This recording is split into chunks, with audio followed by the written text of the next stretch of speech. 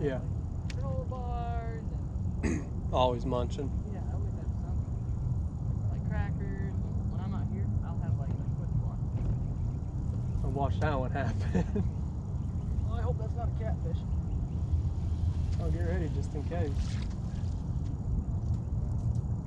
That's a bass. Oh boy. I'm pretty sure it's a catfish. Nope, it's a bass. Is it? Yep, next. Oh yeah.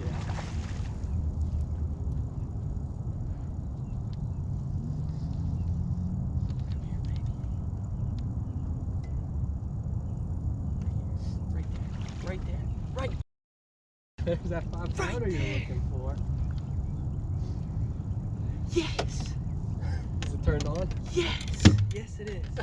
So since its introduction into the bass fishing world, it's no joke that a chatterbait has absolutely taken over. It is one of the baits that catches giant fish out there that you can put in your hand all throughout the year, whether it's spring, fall, summer, and winter.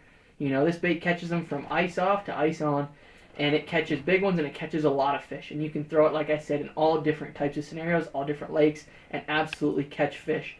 But there's a few things that I wish somebody would have told me when I picked up a chatterbait, whether it's the rod I'm throwing, the line I'm throwing it on, or just the different baits and trailers that it comes with. So today I'm going to break all of that down. Stay tuned and let's get after it. Real quick, guys, if you haven't already, be sure to hit that subscribe button to follow along with the regular content I have coming out every Tuesday and Thursday night at 7 p.m. Now back to our regular scheduled program. So the first thing that I'm obviously going to talk about is the baits. As you can see here, I literally have like 150 chatterbaits in here, and there's only a few that really matter to me. You know, you can go crazy and they make all different kinds of them, like the big blade here, but the two that I use probably more than any other bait is going to be a Zman jackhammer. You know, you can't beat that bait. That bait has incredible sound, has incredible action. If you guys haven't already, I put a whole pool filming scenario with it where I cast every one of these baits into a pool and show you all the underwater footage where you can see that. I'll have that linked at the back. But I throw this one, and then I throw the exact same one in a shad color. Those are the two that I throw probably more than any. And if I'm not going to throw those, I'm going to throw the Chatterbait Elite, which does a very, very similar thing, but for a lower price point. So if I could only have two chatterbaits, it's going to be that Chatterbait Elite and that Z-Man jackhammer. You know, that jackhammer. Those two have the best action for the buck, and they just catch more fish, plain and simple. And it's just because of that action, and because when I speed that reel up, that bait darts and it hunts like nobody's business. This one runs a little bit truer, so it fishes a lot better through grass, but both of these baits are phenomenal options. So with there being thousands of chatterbaits on the market, probably not thousands, but hundreds of them, those are the two that I'm going to go with day in and day out. And it's honestly my money makers. And the biggest thing that I can tell you is pick a chatterbait and learn it. You know, the biggest thing and the biggest reason guys do good fishing in chatterbait is because they know that bait in and out. You know, I know exactly what it feels like when I'm putting this thing through rock. I know what it feels like through grass. I know what it feels like through different kinds of grass. I know what it feels like when a blade of grass gets stuck on there. And most importantly, I know what it feels like when a fish eats it. And you might say, well, John, when a fish eats it, you know it. Sometimes you don't. Sometimes that blade just stops ticking. You know, you'll feel it vibrate, and all of a sudden, sometimes it'll stop. You need to set the hook. You know, so that is the biggest thing I can tell you about the baits, is just pick one or two, and stick with it. If I had two colors, I'm going to go with green pumpkin, probably this Bhite Delight, and then I'm going to go with the black and blue. And then, well, three colors, and then the shad color. Because that's going to cover me in all different scenarios. So if I only had one chatterbait, like if I could only buy 3 chatterbaits, I'm going to buy one chatterbait, but I'm going to buy it in 3 different colors. So keeping your options super, super simple. Like you can see, I have 100 and something of them here, but that's because I travel all over the country and have to deal with all kinds of different situations on a dime. I don't have the opportunity to just live there. So that's why I have so many. But the biggest thing is just learning the baits and getting a couple of them with a few different color options, because that's going to make you so much more versatile. Okay, the next thing that I want to talk about is it's not catch a million fish bait. You know, a lot of the time of year, it's a put this bait in my hand, I'm going to get 7 to 10 bites a day, but they're going to be the right ones. You know, you're going to catch a big fish. Obviously, if you're in the pre-spawn, you're going to catch a bunch of fish, but that's just because it's the pre-spawn, and no matter what you throw, you're pretty much going to catch a bunch of fish. But throughout the year, if you want to get above average bites, you have to throw above average bite getting baits, if that makes any kind of sense, right?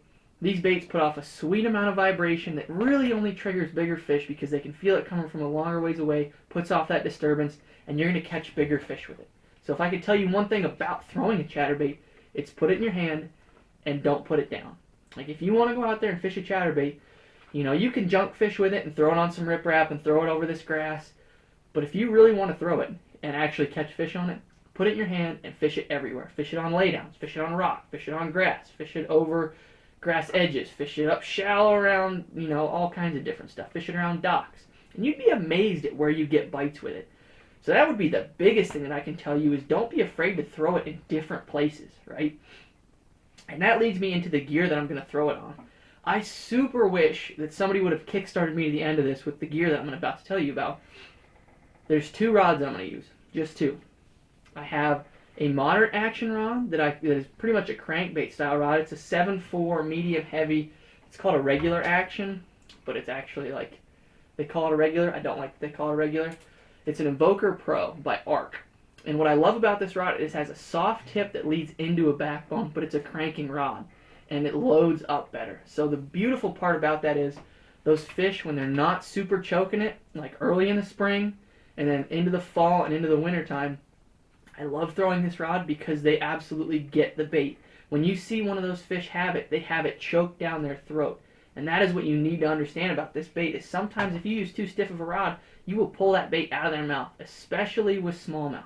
They will slap at that bait so many times, and if you have too stiff of a rod, you will pull it straight out of their mouth every time. Because they'll come up and slap at it, and if your rod's stiff, it doesn't give them the suction that they need, especially with big largemouth, because they rely on the suction of their mouth to pull that bait in. And if you have too stiff of a rod when they're really not feeling it, pre-spawn, you'll just pull it right out of your mouth, or pull it right out of their mouth. You'll feel it, and you'll set way too soon, or you'll skin hook them. With a cranking style rod, with this Arc Invoker Pro, I'll have it all linked down below as usual, you just absolutely hook every one of those fish, and you hook them deep too, and you hook them straight in the roof of the mouth because they eat it and have time to turn, and that's when you load up, that backbone kicks in, and you catch every one of them.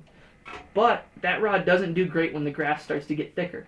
So post-spawn, when that grass starts to get heavier, I'm going to go to this 7.1 medium heavy fast action rod. And this is kind of a jig style rod. It has a softer tip, but it also has a lot of backbone. And what that does is that allows me to rip that bait free from that grass. I'm going to throw that one on 14 to 16 pound. I have P-line tactical fluorocarbon on there. It's super abrasive resistant. And that just allows me to rip it free from that grass. Both of these I'm going to throw a 7:2-to-1 gear ratio reel on because that allows me to speed it up, but it also doesn't allow me to overwork the bait. There are some situations where I'll even go to an 8:2-to-1. I've been on some bites where the fish are eating it and pushing it toward you and coming straight at you, and you can't catch up to them fast enough. If you guys watch Bassmasters, Chad Pipkins does this on Lake Pickwick. I've had this happen on the Upper Bay where they eat it and swim straight at you and I just couldn't catch them. And so that's when I'll go to that 8:2-to-1 or that 8:1-to-1 gear ratio. But for the most part, I'm running that 7:2-to-1 gear ratio reel because it's that perfect in between. Most guys lose chatterbait fish because they throw a 6:3-to-1 gear ratio reel or even lower. And what happens is those fish eat that bait and come toward you, and you reel and try to set the hook, but you never end up putting the hook in that fish, which is terrible because then you end up losing the fish. It comes up, jumps, and you lose it.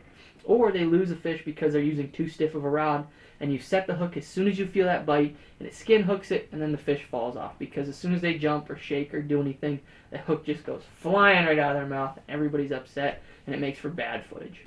So there's really only 2 line sizes that I'm going to throw with this, and this is a huge part of throwing a chatterbait, is the heavier the line you go with, the more action it takes away from the chatterbait. So if I'm throwing 20-pound line, it takes so much vibration out of that chatterbait because all the momentum from a chatterbait comes from that blade kicking back and forth, right? When you throw that chatterbait and you're bringing it back, the blade vibrating is what causes the action. The heavier line you have, the stiffer that is, and so it's not allowing this because if you look at how that line tie is, if you have it super tight right here, it's not giving that blade enough kickback to allow it to roll and go crazy thing and do crazy things.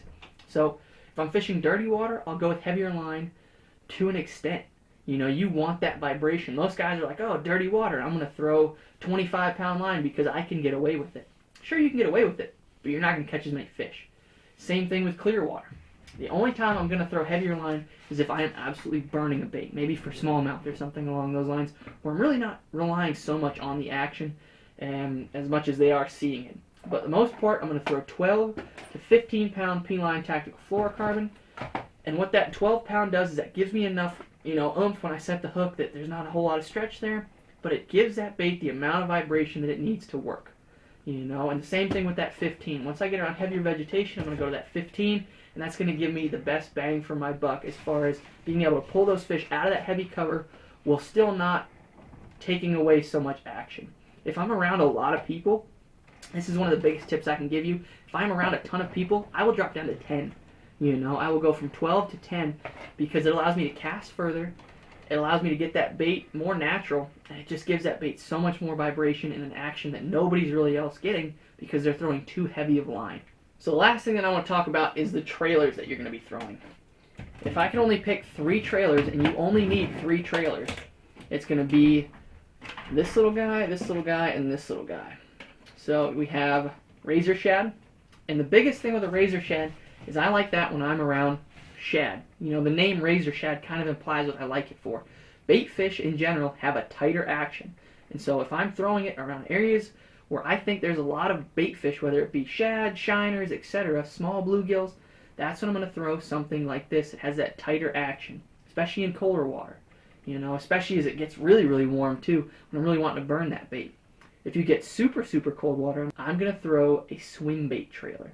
This is a diesel minnow, adds great kick, but the biggest thing I can tell you about this trailer, and this is also a huge tip, if I had a chatterbait laying right here, I'd just put them away.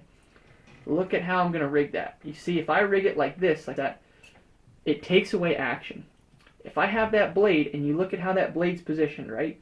What it's going to do is it is going to kill all the water flow that makes a paddle tail swim bait work. So a paddle tail swim bait relies on the water coming over it, hitting this flap, and allowing it to rock. If I take that blade and put it up, as soon as I put it behind that blade's pushing all that water to the side, and it doesn't even get it. So what I do is I take my swim baits, and I rig them upside down. I know it sounds weird, and it looks goofy, but that upside down allows the water flow to go over that and allows you to get that absolute kick, which allows you to get more bites.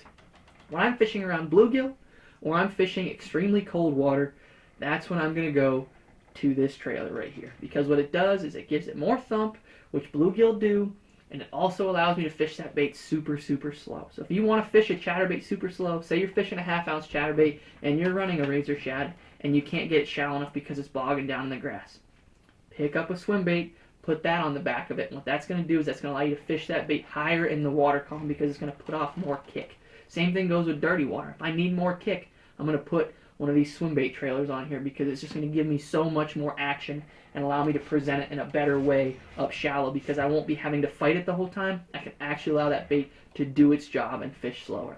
Now if I'm fishing some of these smaller baits where I really want to burn a bait, I will go to a split tail trailer because that has virtually no water resistance whatsoever. It's cutting back there, and those tails are just going to be going and doing crazy things. So I like to run that when I'm running that Mini Max by Z-Man because it fits that hook nice, and I can actually just take away the action of the bait for the most part by using this trailer, and it just adds little weird movements when you run it through the water, and it works really, really well when I'm trying to imitate bait fish. So bluegills, I'm going to go with the swim bait. If I'm around shad, I'm going to go with these razor shads. And then if I want to imitate small bait fish, I'll put a Z-Man Mini on there. And I will put one of these split tail trailers on there because it'll allow me to work that bait so much better and cover water in a more efficient way. So thank you guys so much for watching. Like I said before, if you guys haven't already, be sure to slide over and check out this video I have linked about Zman Chatterbaits where I run them in my pool so you can see the action of it so you can get a better idea of what chatterbaits you want to run. But if you guys haven't already, be sure to hit that subscribe button to follow on with my regular content coming out every Tuesday and Thursday at 7 p.m. But thank you guys so much for watching. God bless, and I hope y'all take care.